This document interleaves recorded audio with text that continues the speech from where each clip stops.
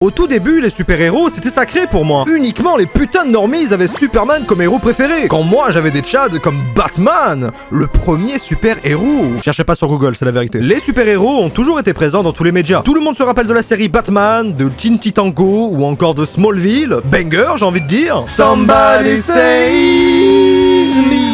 Mais c'est des trucs que je ne regarde plus. Comme un pédophile avec des bonbons, les animés m'ont attiré vers leur univers chelou, fait de beaucoup de filles mineures et de héros très sus. Ah non. Ah non, ah non, ah non, non, non, ah non.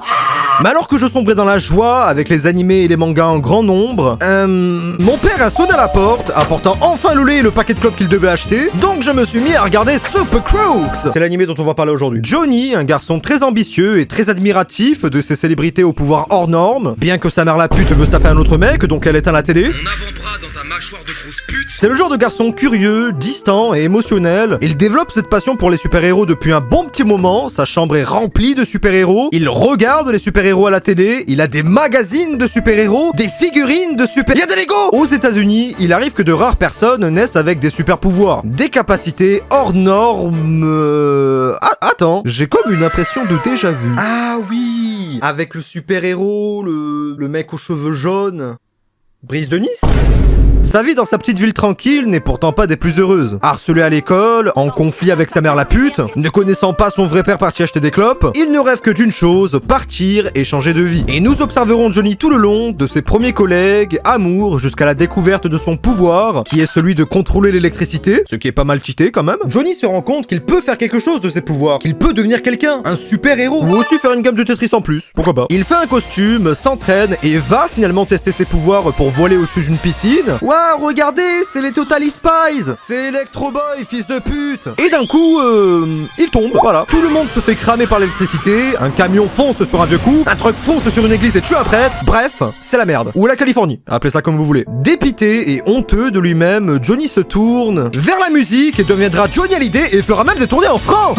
Les rats qui défilent ont usé les yeux. Laetitia ramène le panaché. Non, évidemment. Johnny s'est tourné vers le crime. Wouhou! Braquer des banques avec les collègues. Prison. Wouhou! On vole les sacs à main des mémés. Encore prison. Mes femmes attendent retour prison. Donc peut-être pas faire... Et allez, encore une dernière fois. Toute personne n'est pas avec des principes gargantuesques de grandeur et d'honneur. Parfois, la solution la plus simple semble la plus logique. C'est vrai qu'avec des pouvoirs comme ça, il serait beaucoup plus simple de faire des crimes que des sauvetages. Et ça, Johnny l'a bien compris. Donc à sa sortie de prison, il retrouve la bonasse du début, qui a l'air de bien s'ambiancer sur l'opening. Ouh.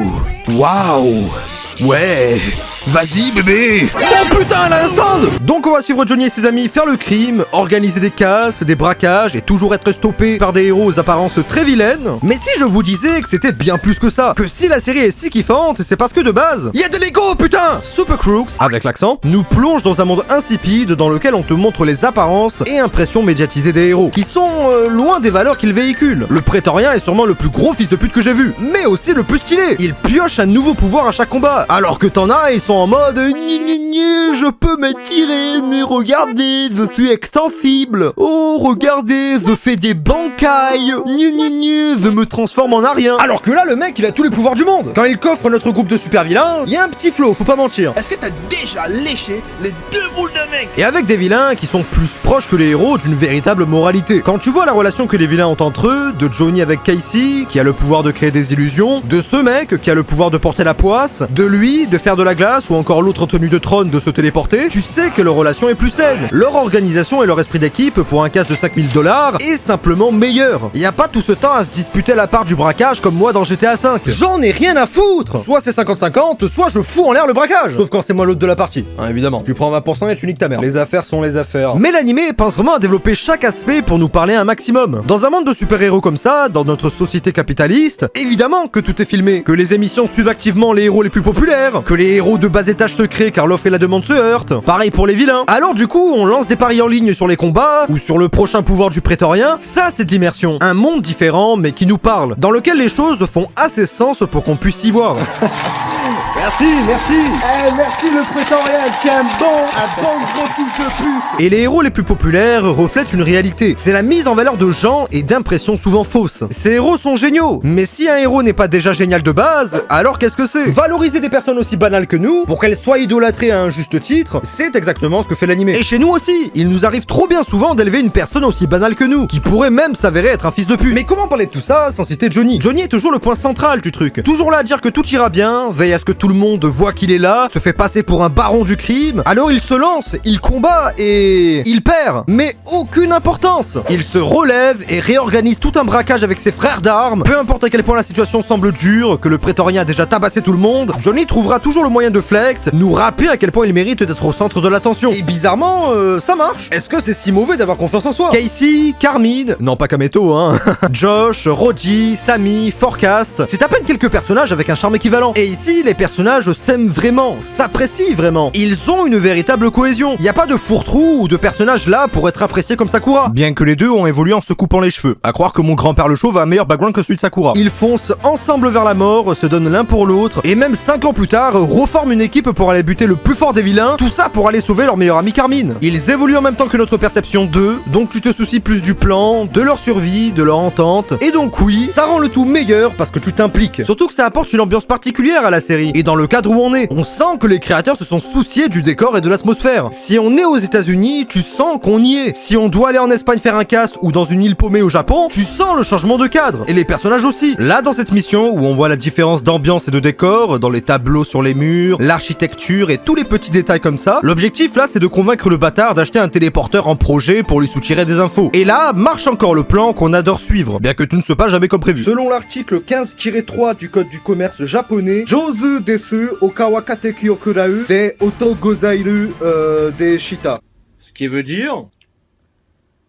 j'ai un gun. Et là t'entends la musique, le fond triste, et tu te rends compte que même des gens qui prennent autant de risques sont toujours exposés aux problèmes de Monsieur Tout-le-Monde. Les relations, la fidélité, l'addiction et l'effet de groupe. Je pense sincèrement que Johnny voulait arrêter le crime pour se mettre avec Casey. Tu te rends compte que même les plus grands sont parfois les plus sales, que tout le monde obéit à quelqu'un ou à quelque chose, et aucun pouvoir surnaturel ne pourra empêcher ce lien de subordination. Même ce gars qui a un pouvoir aussi cool que la télékinésie se doit tout à fait à mi-temps pour un boss de merde qui lui gueule dessus parce qu'il veut rentrer s'occuper de sa femme et son gosse. Et c'est le cas de tout le monde. Casey a maintenant un boulot de merde, l'autre sa société est pas ouf, il se fait chier, et les deux frères traînent au barrage 24. Mais dès que la mission reprend, la banalité disparaît et on refait encore des plans de fou avec des actions de malade et une ambition à la hauteur de la vanité de Johnny. Et du coup, l'action reprend, les combats sont fluides, kiffants et grandioses. Voir des mecs en culotte se taper sur la gueule, c'est super attendez. Super Crook, c'est une aventure qui te plonge dans l'aventure des autres. La série sait qu'on veut de l'action, qu'on veut aimer les personnages et avoir une histoire bonne, intéressante, avec des rebondissements, etc. Maximum, il y en a 3 dans la série. Mais ce n'est pas ce qui m'a empêché de regarder les 13 épisodes de la série d'un coup en mangeant des nachos de chez Intermarché. Et à pas chercher plus loin. C'est l'histoire de Johnny Bolt et de quelques personnages appréciables qui auront su nous partager leur quotidien de banditisme, de joie et de rigolade. Moi j'adore les séries qui mélangent fait sociétal avec fait divers et histoire simple. Ce n'est pas le genre d'animé avec un dénouement splendide ou une histoire bien ficelée comme Code Geass, c'est juste le parcours de quelques hommes, leur aventure, mes aventures, avec évidemment tous les moyens que dispose l'animé de rendre ce chemin intéressant et surtout divertissant. Rien que d'avoir des combats de fous me suffisent. L'inventivité des pouvoirs font que les combats sont aussi kiffants. Après tout, il y a tellement de diversité et de possibilités que même le pouvoir le plus simple peut être le plus puissant. Ce mec qui a le pouvoir de porter la poisse est peut-être le plus fort de la série. Un coup et bam, vous êtes fan de VTubeuse. Ça vous tombe dessus, ça pardonne pas hein. J'aime les histoires simples qui savent se terminer, j'aime quand les héros ressemblent plus aux méchants que les vilains eux-mêmes, j'aime quand le chara-design donne un air caractéristique du personnage qu'il incarne. Regardez-moi ces mâchoires carrées qui font un angle droit. On sait que ce fils de pute est un fils de pute car il ressemble à un fils de pute. J'aime quand on nous donne des démonstrations de puissance, j'aime quand les OST se lancent au bon moment, j'aime comment la série n'est pas prédictible, même si on pourrait penser qu'elle déglingue l'histoire. Si les événements se sont passés ainsi, c'est qu'ils pouvaient se passer ainsi. Peut-être avons-nous des standards trop élevés, trop chaunesques, alors que parfois, tout peut être banal. Le grand méchant le plus puissant du monde peut simplement se faire exploser la tête d'une balle, ruinant tout le scénario jusqu'à maintenant. La vie est une pute, et la série nous le fait bien comprendre, sans pour autant donner l'impression qu'on ne peut pas combattre la fatalité. Et Super Crooks m'a étonné en tout point, une série bien animée, bien réalisée, avec des personnages attachants et une approche différente du genre du super-héros. Pour une petite série paumée de 13 épisodes, je suis satisfait et j'en ai pour mon argent. Bon bah plus pour très longtemps. Alors je ne dirais pas que c'est une masterclass, un truc à absolument regarder, mais si vous cherchez quelque chose à voir sur Netflix, franchement, foncez. C'est le genre de petite aventure qui fait kiffer n'importe n'importe qui et n'importe quoi. Avant qu'on me le fasse rappeler, non, une saison 2, c'est mort. L'histoire est conclue, elle est finie, elle s'est même bien finie pour une fois. La série est là que pour nous faire intéresser aux comics, qui est lui-même relié à Jupiter's Legacy, etc. Donc c'est mort. Et d'ailleurs, si vous avez kiffé cette vidéo, n'hésitez pas à aller voir celle-là. Car sur ce, c'était tout pour cette vidéo. J'espère qu'elle vous aura plu et qu'elle vous aura aidé. Si c'est le cas, n'hésitez pas à vous abonner, liker, partager, ça me ferait vraiment super plaisir. Quant à vous, je vous dis à la prochaine vidéo. En attendant, portez-vous bien. Ciao, bye.